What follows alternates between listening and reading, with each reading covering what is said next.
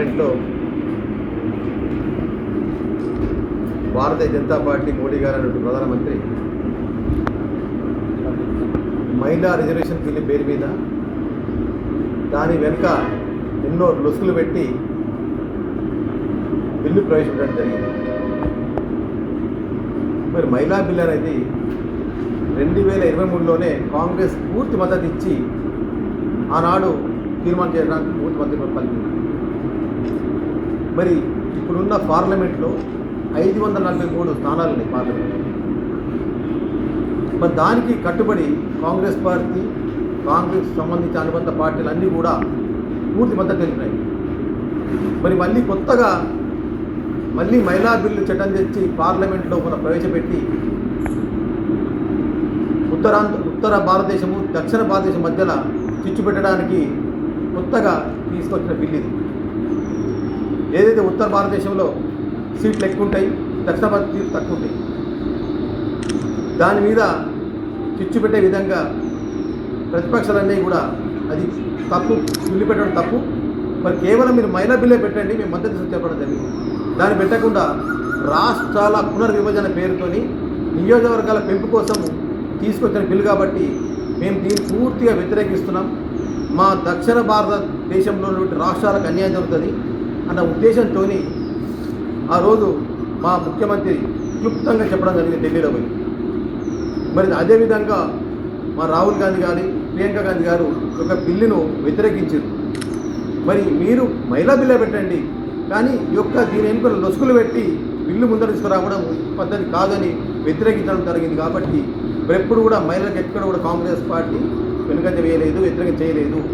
ఈరోజు గ్రామీణ ప్రాంతంలోనూ ఉంటాయి, గ్రామ సర్పంచులు అయితేనేది, జడ్పీటీస్ అయింది, 50% కాంగ్రెస్ పార్టీ మహిళలకు రిజర్వేషన్ కల్పించింది. మరి దీన్ని మహిళలంతా గమనిస్తున్నారు. దేశంలో ఉన్న, రాష్ట్రంలో ఉన్న, మా జిల్లాలో ఉన్న ప్రజలందరూ కూడా గమనిస్తున్నారు. ఎందుకంటే కాంగ్రెస్ పార్టీ మహిళలకు 50% రిజర్వేషన్ తెచ్చింది కాంగ్రెస్ పార్టీ. మరి ఆనాడు సోనియా గాంధీ గారు కూడా గతంలో మన్మోహన్ సింగ్ ఉన్నప్పుడు కూడా ఈ మహిళా బిల్లు తీసుకొచ్చింది. అప్పుడు కూడా కొన్ని ప్రతిపక్షాలు ఉన్న ఈ యొక్క బీజేపీ వారే వ్యతిరేకించారు కాంగ్రెస్ యొక్క మహిళా బిల్లును. అప్పటి నుంచి పెండింగ్ వస్తూనే ఉన్నది. ఎందుకంటే మా అధినాయకుడు సోనియా గాంధీ గారు మొదటి నుంచి కూడా మహిళల కోసమే బిల్లు ప్రవేశపెడుతూనే ఉన్నారు. ఎప్పుడు కూడా మహిళా బిల్లు పద్ధతి తెలపలేదు. మరి మొన్న 2023లో బిల్లు ప్రవేశపెట్టినప్పుడు కాంగ్రెస్ పార్టీ పూర్తి మద్దతు తెలిపి బిల్లుకు తీర్మానం చేయించడం జరిగింది. మరి అటువంటి దాన్ని మళ్ళీ పక్కబడేసి ఏదో లొసుగులు పెట్టి మళ్ళీ ప్రవేశపెట్టి ఈరోజు కాంగ్రెస్ పార్టీ మీద బురద తల్లుతున్నది, ప్రతిపక్షం బురద తల్లుతుంది. కాంగ్రెస్ పార్టీ ప్రతిపక్షాలు ఉన్నటువంటి కాంగ్రెస్ మహిళలకు బిల్లు వ్యతిరేకిస్తున్నారని చెప్పి మేమంటున్నాం. 543 సీట్ల మీద పూర్తిగా పెట్టండి, దానికి పూర్తి మద్దతు ఇస్తుంది. కాబట్టి మీరు ఒక్కసారి ఆలోచించుకోవాలని, భారతీయ జనతా పార్టీ యొక్క తప్పుడు మాటలు నమ్మొద్దని మేము ఈ యొక్క పత్రిక ద్వారా మా యొక్క జిల్లా కాంగ్రెస్లోని ముఖ్య నాయకులందరం కూడా ఈరోజు పెద్దలు తయారుగా రావడం జరిగింది. రాజిరెడ్డి గారు గ్రంథాలయ చైర్మన్, మా యొక్క జిల్లా వైస్ ప్రెసిడెంట్ శరత్ గారు, నరేందర్ గారు, ఇటు సంతోష్ గారు, అటు మా జిల్లా కోశాధికారి భక్తవచనం గారు, అదేవిధంగా ఎస్టీసీల అధ్యక్షుడు యాదగిరి గారు, మరి అదేవిధంగా మా జిల్లా జనరల్ సెక్రటరీ గంగారెడ్డి గారు, మరి మా మార్కెట్ డైరెక్టర్ రఘు గారు, మరి ఈ విధంగా వీళ్ళందరూ పాల్గొనడం జరిగింది. కాబట్టి మేము యొక్క మహిళా బిల్లుకు పూర్తి మద్దతు ఉంటుంది కాంగ్రెస్ పార్టీ. ఎక్కడ కూడా మేము మహిళలకు వ్యతిరేకం కాము. మా నాయకురాలే, అధినాయకురాలు మాకు మహిళా సోనియా గాంధీ గారు, వారి మొదటి నుంచి కూడా కాంగ్రెస్కు, మా యొక్క కాంగ్రెస్ పార్టీ గత 20 సంవత్సరాల నుంచి కూడా మహిళలకు మద్దతు తెలుపుతూనే వస్తున్నది. బిల్లు పెట్టాలి, పార్లమెంట్ చట్టం తీసుకురావాలని.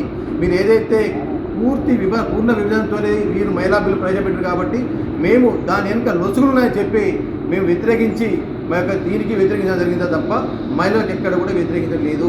మీరు ఇప్పుడు మళ్ళీ పెట్టండి, ఏదైతే నీ 543 పార్లమెంట్ స్థానాల మీద మహిళలకు బిల్లు పెట్టండి, పూర్తి మద్దతు ఇచ్చి మేము కాంగ్రెస్ పార్టీ ముందుకెళ్తుంది.